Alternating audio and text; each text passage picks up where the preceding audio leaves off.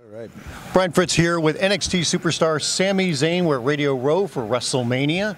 Is this your first WrestleMania experience coming around here? Access? Yeah. No, this is actually my third. Third? Yeah. How have I not seen you before at other ones? Well, because I signed my WWE contract in I think I started in February of 2013. Yes. Yeah. And so I'd only been with the company for a month, but they brought me out to WrestleMania, which is really cool. So that was my first one, and then I've been here for 2 years, so this is my third. No, I don't know how we never crossed paths, but I mean, certainly I think this is the biggest one, I think. It might be. It's pretty big. Have you gotten the chance to look around? Not yet, and maybe now because it's not yet open to all the fans, so I might actually peruse a little bit. But it's really overwhelming, all the stuff they have in here. The memorabilia area that I heard they've got some like Randy Savage gear and all that stuff, which I'd love to see. I was gonna say, how big of a fan were you of Macho Man growing up? You know, growing up I liked him, but I was more of a Hogan kind of guy, kid. And as it's only really in the last few years, more now as a performer than anything, where I've come to fully appreciate his eccentricities and his genius and his nuances and his everything else, and like what truly made him. You know, you can only appreciate it at a certain level when you're 5 or 6, right. You know. But as an adult, you know, now and as a performer, man, like, ugh. He's just great. Incredible. And I think I truly believe that what he embodied and his like key traits as a performer and his eccentricity and his spastic, like just very unpredictable, you know, nature of his character is a little not what's lacking by any means from today's product, but what today's product could always use more of. What any product could always use more of, like in this industry, you know. I think that's what people respond to, things that I don't think they think were premeditated or thought of or labored. Well, I think the details and the creativity that he brought to the table with it, like when he's coming out and he's doing a promo, and he's got a trash can with him and he's talking about that, or the infamous one where he brings out the little thing of creamer. He's got coffee creamer with him. Cup of coffee. See, that's what I'm talking about, you know.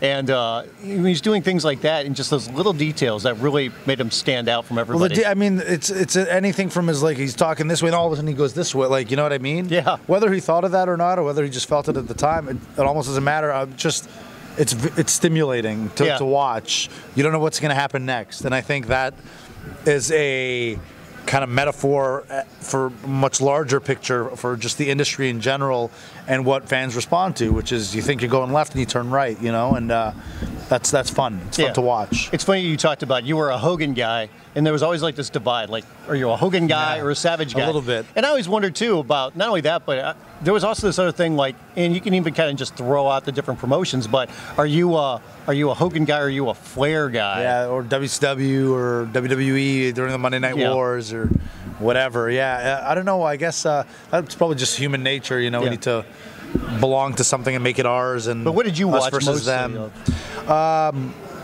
You know, I grew up on WWE. WCW only got introduced into my life in like '96, right around the time of the NWO. So you didn't watch NWA? No, I was in Canada, in Montreal. You know, we didn't have anything. It was just WWE. No bootleg tapes? Not back then. No, I was a diehard WWE kid. It was really around the time, you know, 96 when I'm 13. I don't know. Right around, you know, the NWO and all that. I'm watching both. I watched them both. I think I was more towards WWE always, but you know, I watched them both because WCW had some really good stuff at the time, Monday Night Wars. But then around 16 is when I was late. I was like 4 years late to the party, but started discovering ECW. They were starting to tank. Sure. But they were like really, you know, peaking in 96, 97, 98 and everything. Around 2000, 2001, I discovered ECW. It blows my mind. I discovered Japanese wrestling. It blows my mind, you know. And it all opened up broadened my horizons from there, and what I aspire to be as a performer and get this global sort of background, like the guys that I looked up to and you know, idolized in ring. Because as much as I loved Hogan and stuff as a kid, and that's drew me to wrestling, it was really the guys like, you know, the real work guys, you know, the Intercontinental title picture guys. The workhorse, the technicians. The workhorse, yeah, and they were, you know, from Canada, and they'd wrestle in the States and in Mexico and Japan and England and like this, you know, and so that became my that became my template, you know? You know, you talked about ECW. Did you ever go to any of those shows before they went out of business? No. I discovered them literally, I think they went out of business 6 months after I discovered them. Really? Yeah. So you didn't get to see the best of ECW? No. Not at the time. I saw it, but not as it was happening. I missed it a little bit. Yeah. Just by a hair. Being in Canada, was it just... People always talking about Bret Hart. I mean, as a kid, yeah, you know, age 10, like, you know, the mid-90s, you know, 94 to 97, yeah, it was all about Bret Hart, you know, 90, maybe even 92 to 97 when he first won his first title to his last title. And it's just so funny because, you know, I could babble on and on about Bret for a while here. Please do. But it's just so funny to me because by the time he won his 5th world championship, like, think about it, you're a made guy. After you've won 2 or 3, like, you're already a made guy, right? But it's like by the time he hit his 5th, that's when I think he was at his best. Like in that pro-Canada, anti-America, I love that. heel, he found his voice. He was just unbelievable as a villain. Right. After all those years of being this amazing good guy. He was a villain in the U.S., but he was cheered and beloved in Canada. Remarkable, interesting, unique, never been done before, never been done since. Right. Mind-blowing. Just he's been a part of since we're at WrestleMania. I mean, he's been a part of my favorite WrestleMania match, which is with, you know, Stone Cold and him, and WrestleMania 13 submission match.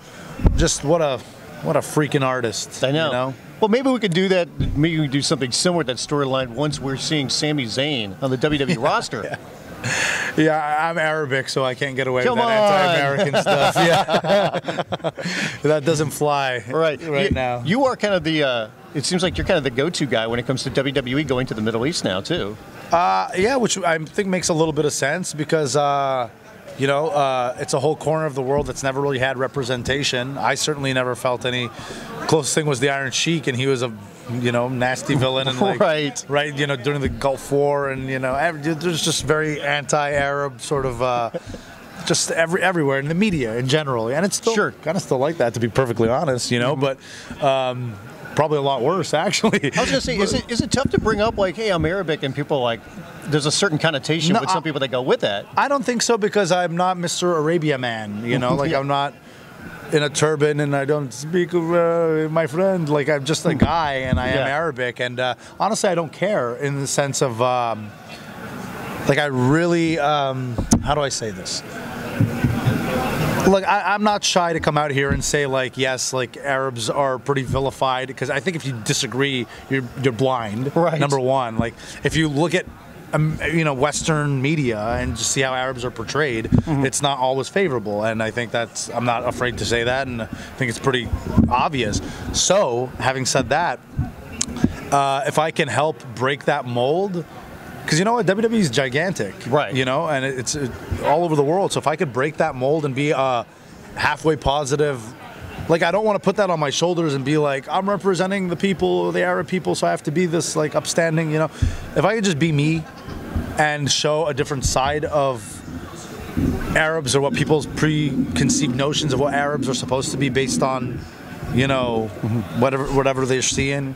If I could break that mold even just a little bit, like, that's bigger. That's almost bigger than anything I can do in wrestling, right? Or just being a wrestler, or just, you know, being a guy who comes to the ring and fights, or whatever. You know, whatever. It's you know, that's where the grandeur of the WWE is, again, where you start realizing the level of influence it could have. You know.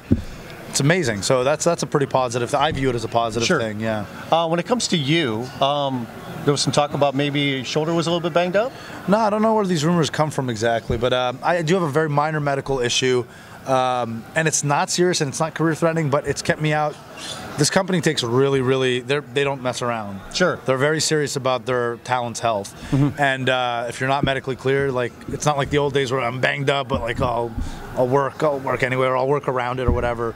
If you're hurt, wait till you're better and then get in the ring, which really, as a performer, is a bitter pill to swallow sometimes. Yeah. On a night like tonight, especially when NXT is having a live event in front of 5,000 people, that sold out in an hour. Right. You know what I mean? So these are going to be like a red hot crowd that's eager to see us, and it kills me that I can't be on it, you know? Yeah. Almost as much that I'm not on WrestleMania this year, you know what I mean? Like, hopefully next year. They're coming, you know? And the thing is, too, I think every time that I talk to you, it's like NXT has kind of gone to another level. And Every we're seeing time, that yeah. now, you know, and NXT is going to be here. You know, you guys are just here doing shows in Ohio, Yep. and now you're going to be doing a show here WrestleMania week, and now the plan is to be touring ahead, and you've been dying to get on the road.